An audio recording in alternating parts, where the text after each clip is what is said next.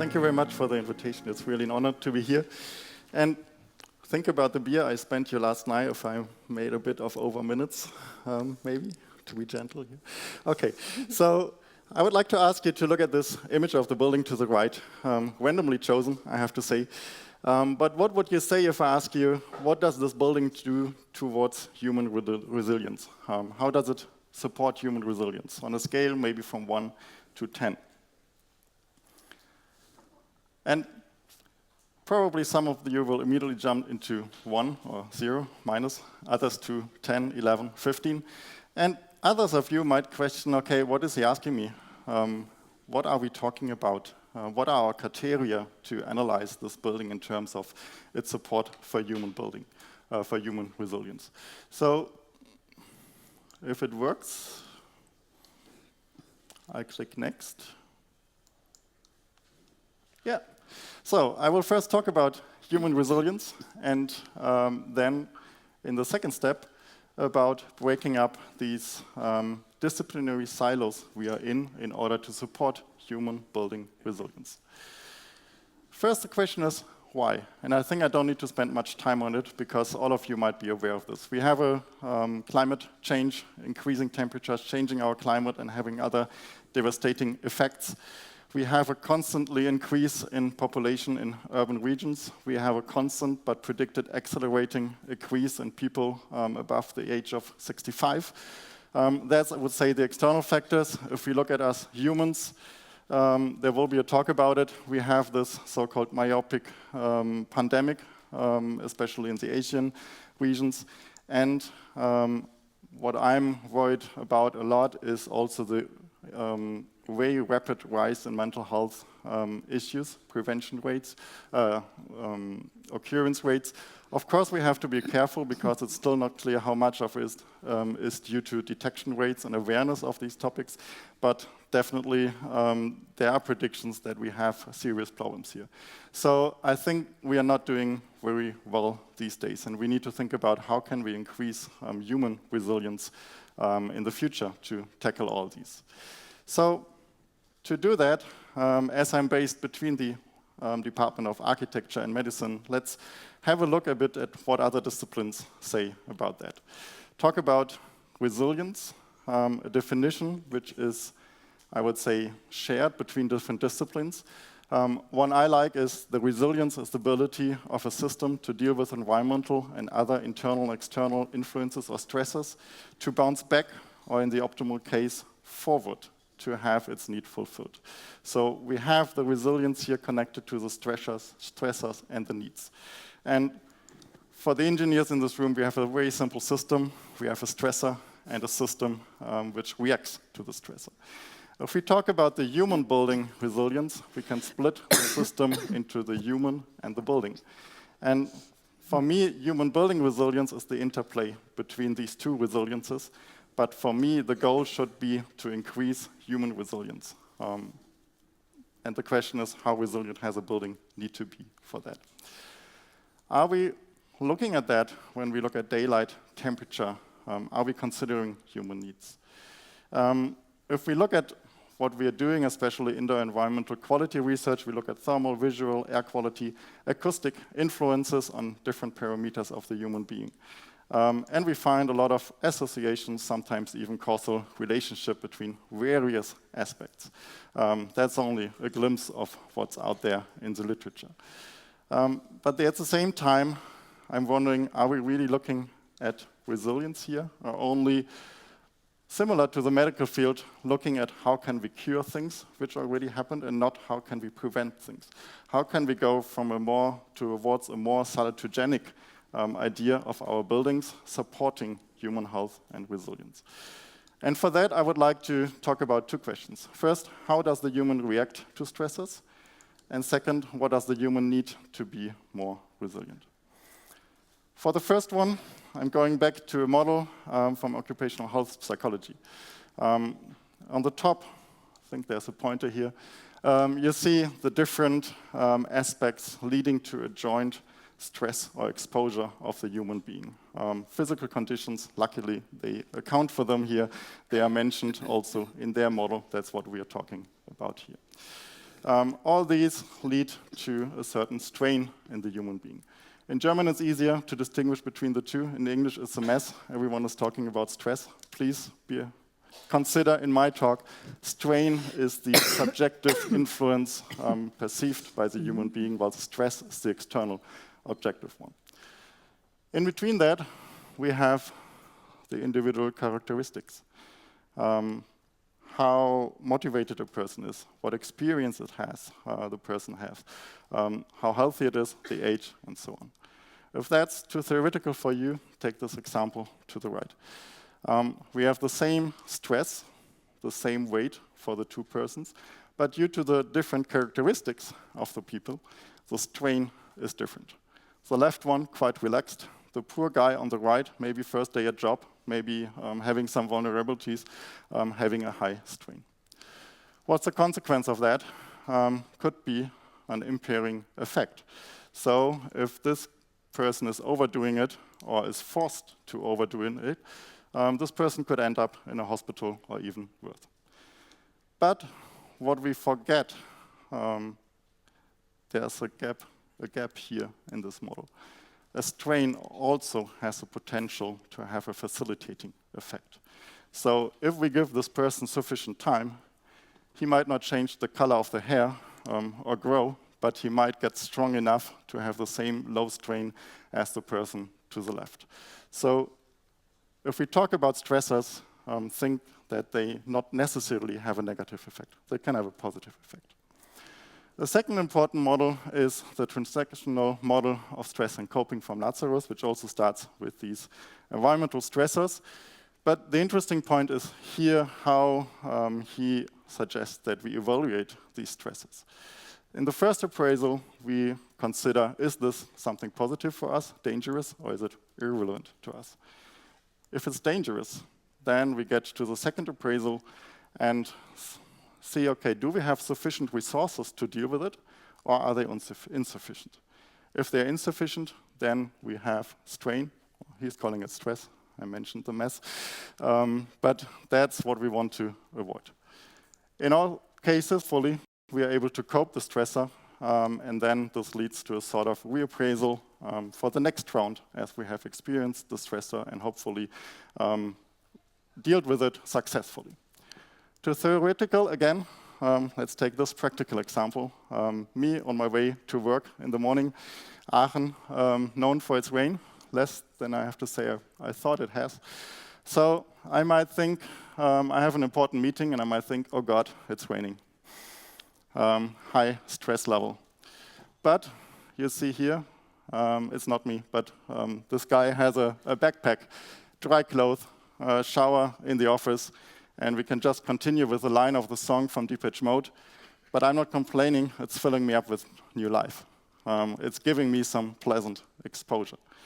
In more, let's say, academic words from Hans Selye, one of the fathers of stress researchers, adopting the right attitude can convert a negative strain into a positive one. So with this in background, let's look a bit what are other needs we have.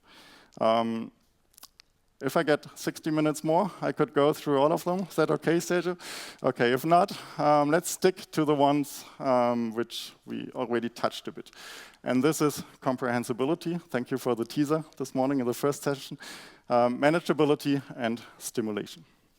And as a side note here, I don't have time to go into details, but the weighting of these and how important they are, of course, again, depends on the individual person. So let's go to the second part, breaking up these disciplinary silos I think we have and steps we should do in order to start thinking about human resilience. Start asking the right questions. I have to say I don't have many answers, but I hope I can raise many questions here we can tackle in the future. First, comprehensibility. This is something probably where the silo is in our mindset. It was discussed this morning, and I'm happy to see this discussion kicking off, that I believe that the occupants need to be able to understand the building, understand the stimuli they get, and interpret them in a way that they are not dangerous, but that they are either irrelevant or maybe even positive for them. Therefore, we need to make sure that we align expectations and experience of the people. If we had experiences to overcome a stressor successfully, that will help us the next time, as shown in the model from Lazarus. If we fail to do so, and there is still a trend towards automation and believing that we understand the occupant, we might end either in increased strain or something which psychologists call learned helplessness. Just sitting there, oh God, everything is more intelligent in the building than myself. On the other hand, a randomly picked image of an Airbnb I couldn't book because it was too far away, but I think just by this image I can comprehend a lot how I would be able to manage my satisfaction about indoor environmental quality in this room. Second, manageability. And here I think I see at least a gap between research and practice, because in research we already talked, I think, before I even started to enter research about the positive effects of people having control. But I still see buildings built, constructed, designed these days without giving people control. The sense of control, this is adding to the resources we have. This is adding to the decision whether we have sufficient or insufficient resources to deal with a stressor. So we should know them, and it was a very good example that you go there and show them, okay, you have to have the lower and top window open, because that gives them control and understanding them that they have actually resources to deal with the situation. Again, failure may lead to less satisfaction. That's an example, not published for certain reasons, from a company we followed from one building to the new building. The new building, they made a lot of effort to make it a healthy building. They really talked to the architects, really emphasized a lot on indoor air quality, on thermal aspects, acoustics, and so on. This was the building they were before, an old building. We measured it also physically, stress level, average, I would say good IAQ, high control. This index is compound of 20 questions. That was the new building, measured excellent indoor environmental quality in all parameters, but the satisfaction, were not able to open the windows. They had less control over other things, so satisfaction was lower again. On the other hand, if that people may get creative, but that's leading to unintended reactions we may not want for our building system. It's a bit hidden here. Maybe some of you know this photo because I show it quite often. It's a photo a colleague took on a field visit. Apparently you can recognize blinds here, automated blinds with no option for the occupants to interact with it, to control it, going up and down in its own, maybe for the user, non-comprehensible rhythm. What did they do? They put 2 ropes here. Problem solved. The blinds would not go up and down anymore. I'm not sure what is with the motor of the blinds, other things, but definitely any cooling concept, any other concept behind this blind automation was destroyed. I think we need to ask more, what do people manage? What are they able to manage? How we can teach them to manage to make buildings as easy as a window handle. And yesterday we had the discussion and we found that some people even understand a window handle anymore, which is, I would say, quite scary. So we shouldn't lose these skills and make buildings as simple as that. The third one, I have to quote here Philomena Bloisen, who put this into one sentence, what I was writing a lot of sentences about a couple of years ago. We need to go from single-dose response thinking to long-term considerations of repeated stimuli. This is showing the single-dose response thinking. We make a building which is very resilient, which is reducing all stressors for the human being, probably fully air-conditioned building. So no strain for the human being, a lot of theoretical relief. But what happens if something unexpected happens, like a heat wave with a blackout, and the system is not working? So the system itself is not resilient, but the human building system is even less resilient. Because in this moment, the stressor, because the building is not designed for that, the stressor will be extremely high, and then the strain for the person will be also extremely high, leading maybe up to a collapse of the whole system. If we implement some human building resilience thinking, putting the human also here on stage, we would design a building which is not cutting all stressors. We would design a building which is leaving some of the strain to the humans. Don't ask me how much. I think that's something which is really urgently to be looked at, more than these single dose response aspects. But we would need some encouragement for the person, and if this event kicks in, the building might still have an elevated stressor, but the strain for the person is not up to a level of failure of the complete system. And as a side effect, I will not have time to talk about it, but there will be a full session after this on visual delight. You can create maybe even some enjoyment for the people if you relieve them from some stressor. The fourth one is connecting the indoor environmental quality community more with health and psychology. I think that's why we are here. We have people here from different disciplines because we can see a lot in other disciplines. In medicine, for example, we know relief is nice. Maybe some of you would like to be there on the beach, relaxed on the hanging mat right now. But it's nice, but you should have it forever. If you look at studies from medicine, this is a very simple example of muscle atrophy, so the decrease of your muscle mass after 1 week of resting in a bed.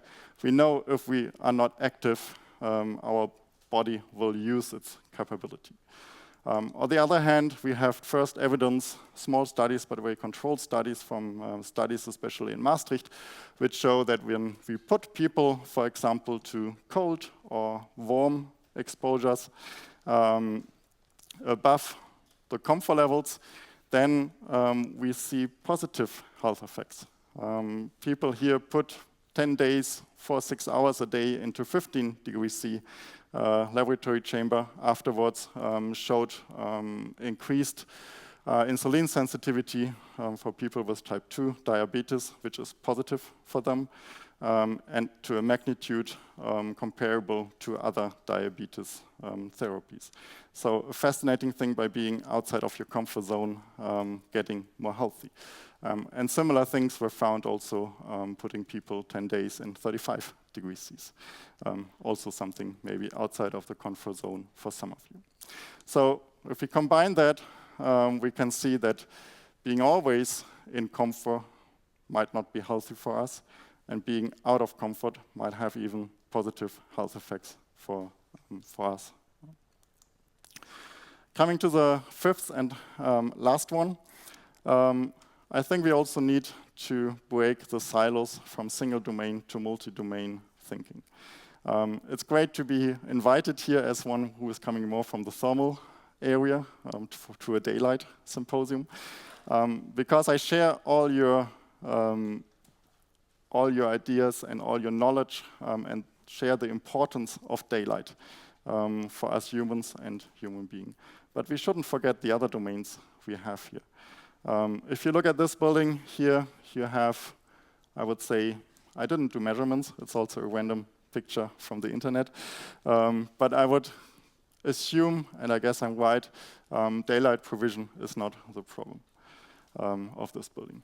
But if you do thermal calculations, and my colleague from Wuppertal, Carsten Voss, did that, not for that building, but for a similar one, you would end up, for the predicted future climate, you would end up that the percentage of time the blinds need to be closed to prevent overheating is 100% in summer. So what about daylight there? We need blind systems which still provide daylight and a view outside, but prevent overheating. We need to break the silo. So, in summary, you're smiling, I'm on time. I think for increasing, especially the human part in human building resilience, we may need positive and challenging exposures. that we manage to overcome. So we need positive experiences to overcome these challenges so that we build trust to manage the same exposure next time again. We need, of course, relief from harmful environmental exposures. I think the first session on indoor air quality was a good example of that. We shouldn't risk that.